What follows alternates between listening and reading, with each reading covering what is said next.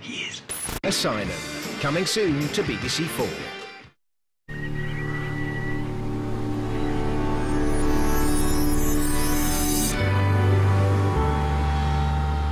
Turning back time even further now on BBC4 as the 80s gives way to the sounds of the 60s.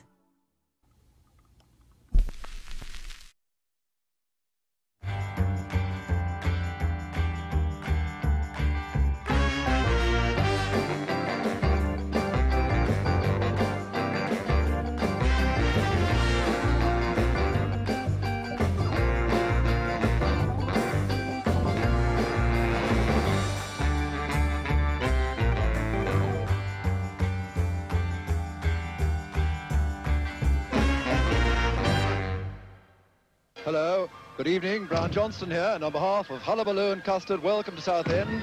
It's not raining, it's very blustery, but it is a fine night here. And for the next 15 minutes or so, BBC2 is really getting launched with a bang, and I'll do my best to pop in between the pops to tell you something about the fireworks you're going to see and hear. By the way, if your dog's in the room with you, we don't consider this as a suitable programme. Established stars in the ever-expanding world of British pop music appear weekly in the Beat Room. And it's a first-time welcome now for that top four with their top hit, You Really Got Me Going, the Kinks. Girl, you really got me going. You got me so I don't know what I'm doing. Yeah, you really got me now. You got me so I can't sleep at night.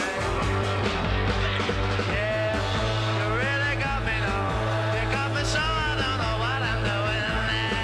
Oh yeah, you really got me now.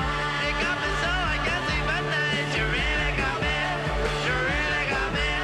You really got me. See, don't ever set me free. I always wanna be by your side. Girl, you really got me now. You got me so I can't sleep at night. Yeah, you really got me now. You got me so I don't know what I'm doing. Oh yeah, you really got me now. You got me so I can't sleep at night. You really got me. You really got me. You really got me. Oh Lord.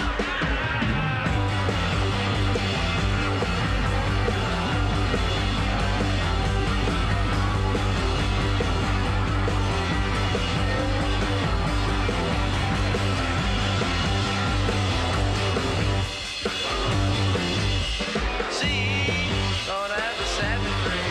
I always wanna be by your side. Girl, you really got me now.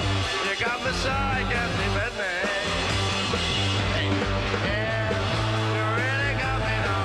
You got me so I don't know what I'm doing. Oh yeah, you really got me now. You got me so I can't sleep at night. You really got me. You really got me. You really got me.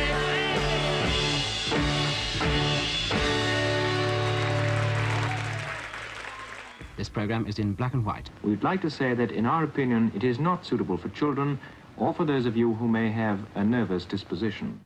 If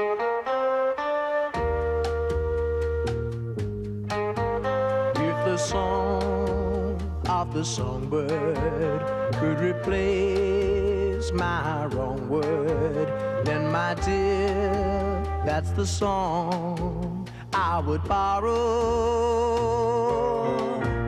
And tonight you would hear the saddest song of the year, and you'd be mine once again come tomorrow.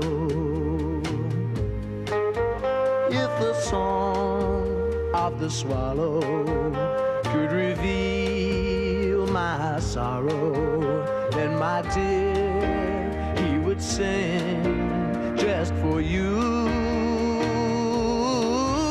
And tonight you would hear the saddest song of the year, and you'd be mine once again come tomorrow.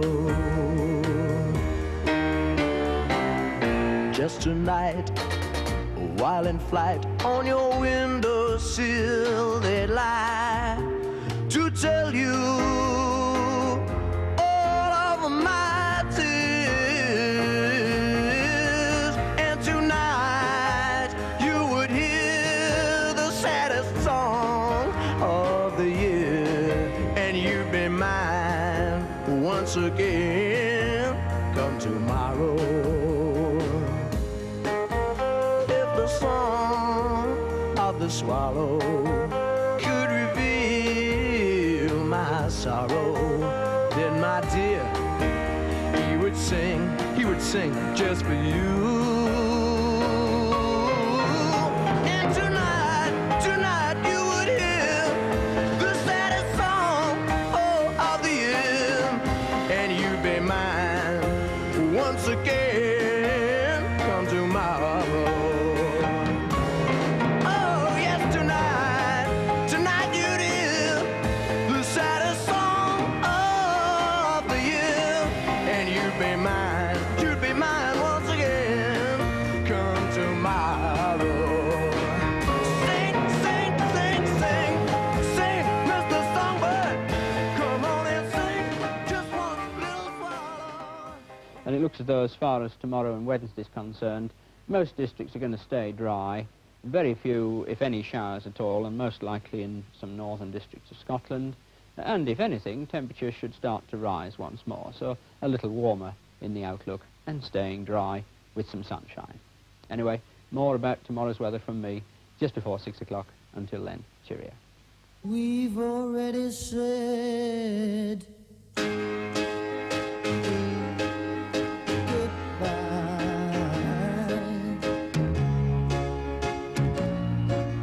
Since you gotta go, oh, you better go now. Go now, go now, go now. Before you see me cry. I don't want you to tell me just what you intend to do now.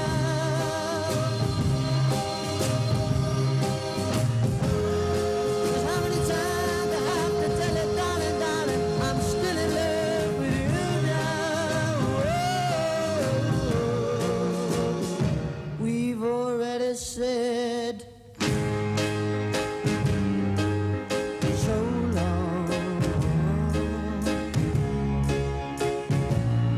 I don't wanna see you go. Oh, you better go now. Go now, go now, go now. Don't you even try. Telling me that you really don't want me to end this way.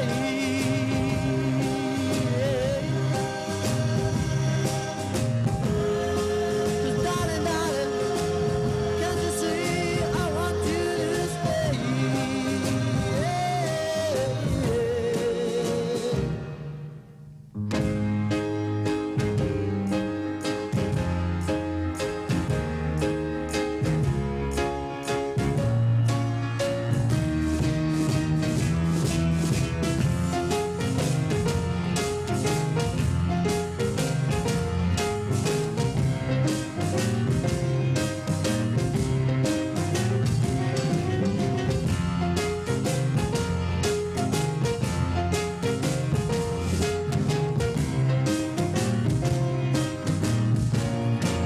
Since you gotta go, oh, you better go now. Go now, go now, go now. Before you see me cry. I want you to tell me just what you intend to do now.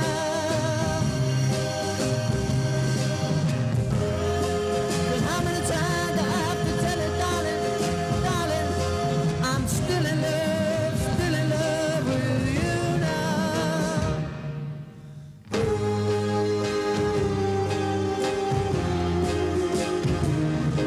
I don't wanna see you go, but darling, you better go now.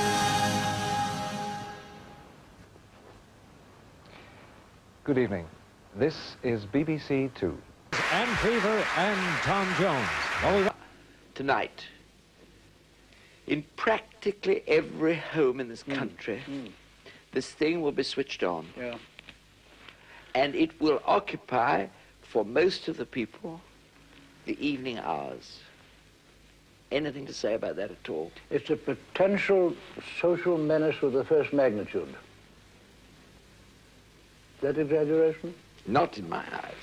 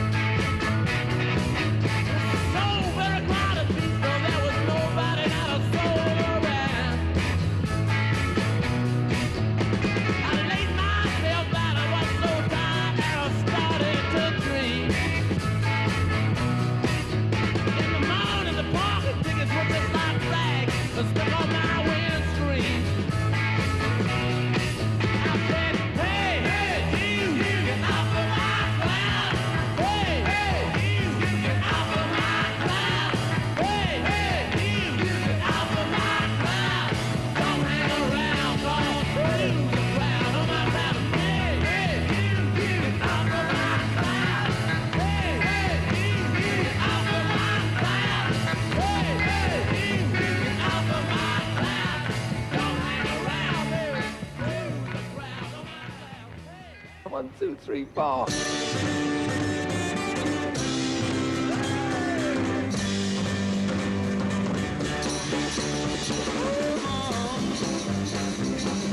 Teach me how to do it.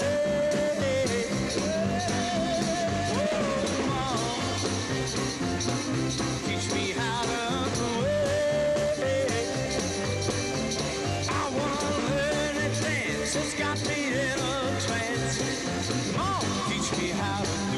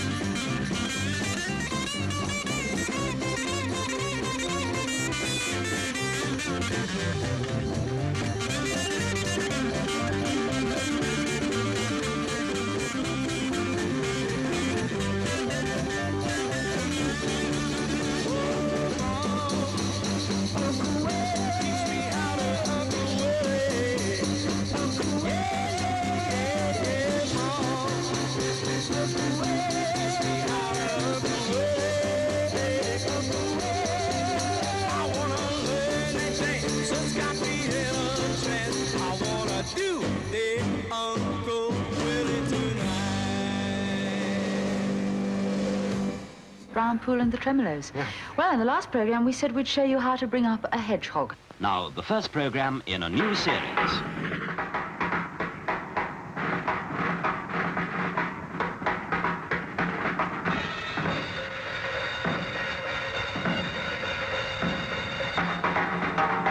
Whole Scene Going is a weekly show, 30 minutes long, that aims to reflect the taste and times of Britain's under-21s.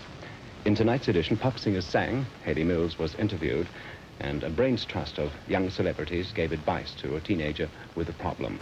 I'm 14. Dave is 17. We've been going out with each other for some time. The only trouble is that Dave is the double of Phil May of The Pretty Things. His hair is about the same length and style, and he always wears the same things as Phil, though not on purpose. When Dave and I are together, he often gets torn to bits by screaming girls. I've tried telling the girls it's not Phil May, but they just look at me as if I'm some sort of nut. Yours? Jonathan. I can't understand this. I know a girl whose boyfriend looks just like Jonathan King, and she never has any trouble. I've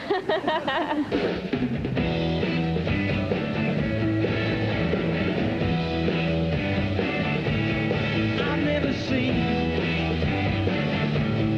people I know in the bright light of day. So how can I say that you're any friend of mine? And I'm feeling fine. That's my time.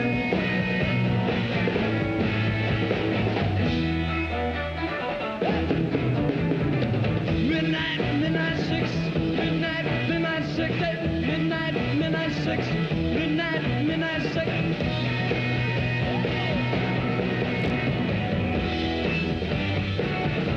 I sleep through the day. I rise about 4, but I always feel down. I never get off the floor. Till night comes around, taking some sound. That's my time.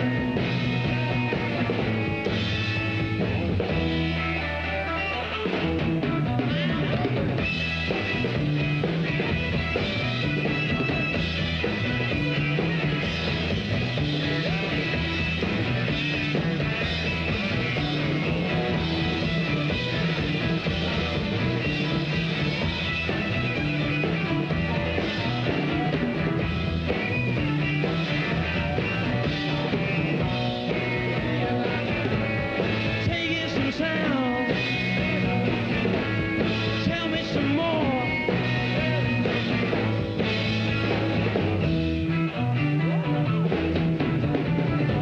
Midnight 6, midnight 6, midnight 6, midnight 6.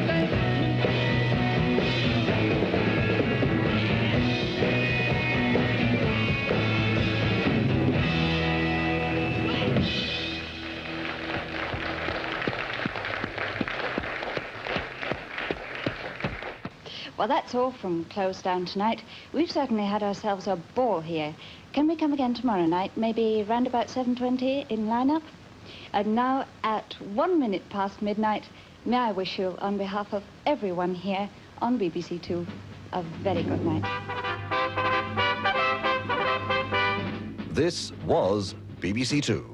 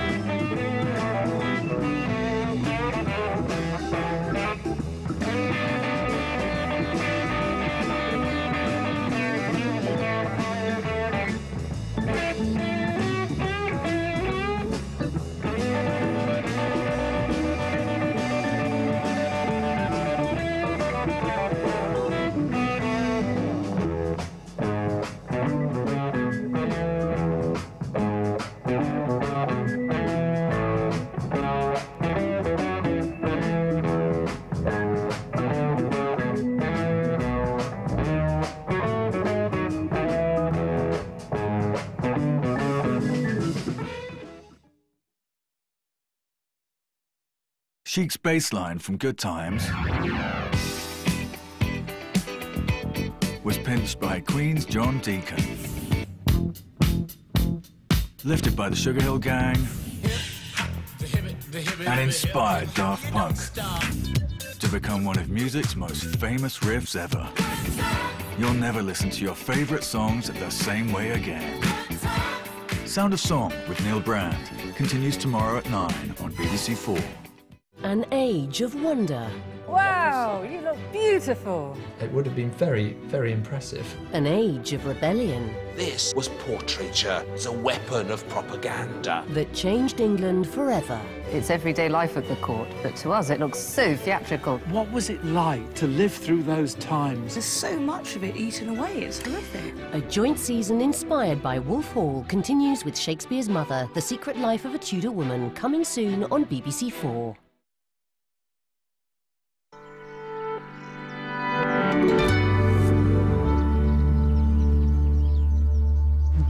An innovator now on BBC4 and a work considered groundbreaking in its time. Alistair Sooke explores the surprising story of John Constable, a country rebel.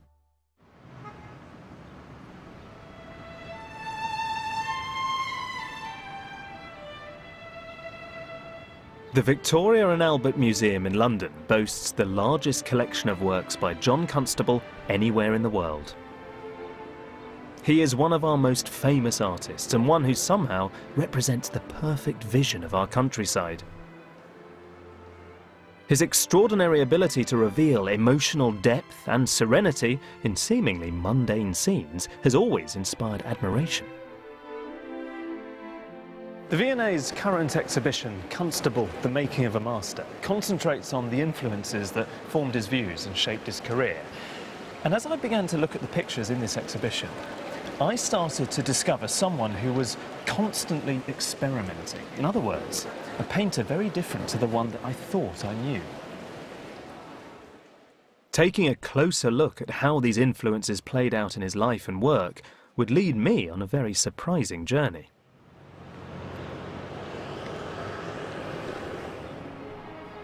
In August 1824, the Salon des Beaux-Arts, the most important exhibition in the French artistic calendar, opened at the Louvre in Paris.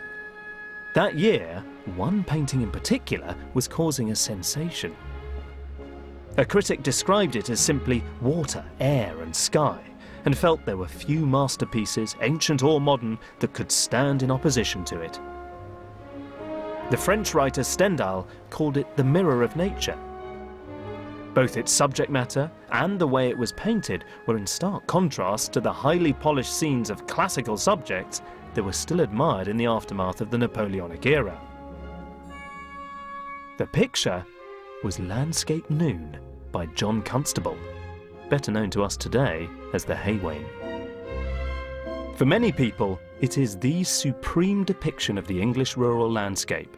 So why did it appeal so profoundly to the French? Upon seeing the painting, the young romantic artist Eugène Delacroix supposedly feverishly retouched sections of this picture in the hours before the salon opened because he was so energized and so excited by the techniques he'd seen. Delacroix acknowledged his debt to what he called the vigorous and unexpected landscapes of this remarkable English painter. He described the first Constable sketch he saw as an amazing and incredible thing. The French were utterly beguiled by the Hay Wain, so much so that it won a gold medal and was generally considered a revolutionary picture. And of course the French, well, they knew a thing or two about revolutions. Unfortunately, the admiration was not mutual. John Constable, the irascible and curmudgeonly painter of the sweetest visions of rural England, had rebelled against his father, his tutors, the art establishment, and the traditional understanding of art history that regarded his landscapes with derision. He rejected the praise of the French critics just as emphatically.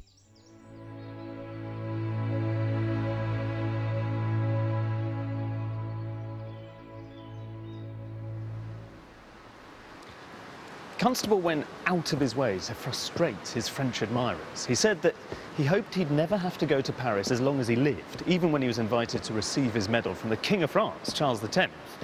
And his attitude seems all the more contrary when you consider that back across the Channel, in his own country, he struggled as an artist, both critically and financially, and no one much cared for his work.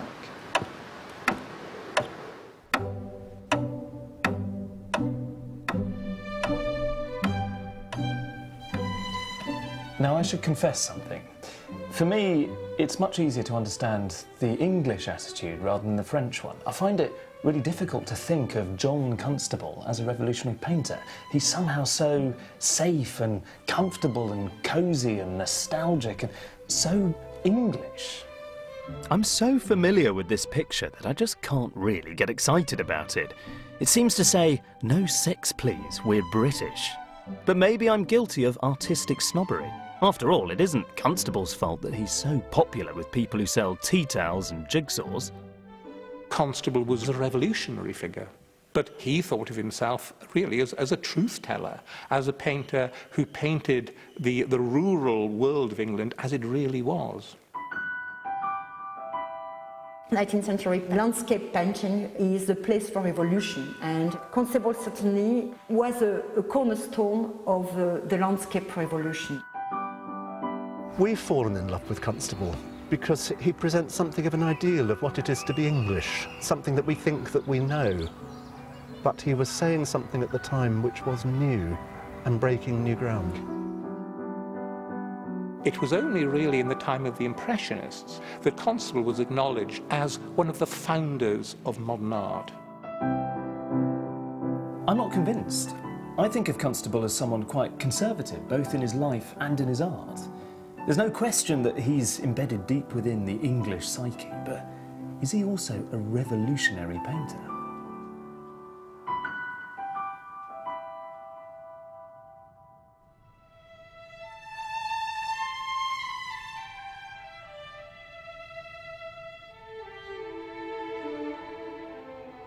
East Bergholt is pleasantly situated in the most cultivated part of Suffolk, on a spot which overlooks the fertile valley of the River Stour.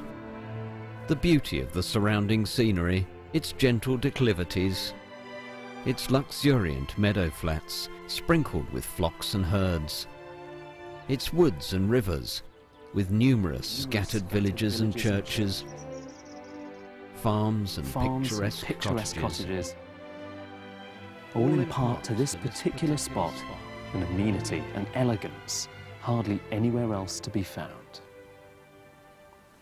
That's Constable's own description of the scenes of his boyhood, which he was fond of saying made him a painter. This is the classic biography of Constable, and it's written by his friend Charles Robert Leslie, who was a painter. And its strength is that it draws very heavily upon Constable's own correspondence. You get a really intimate sense of Constable the man. But at the same time, because it was written by a friend, it goes quite easily on Constable. Still, for all of that, it's not a bad place to begin.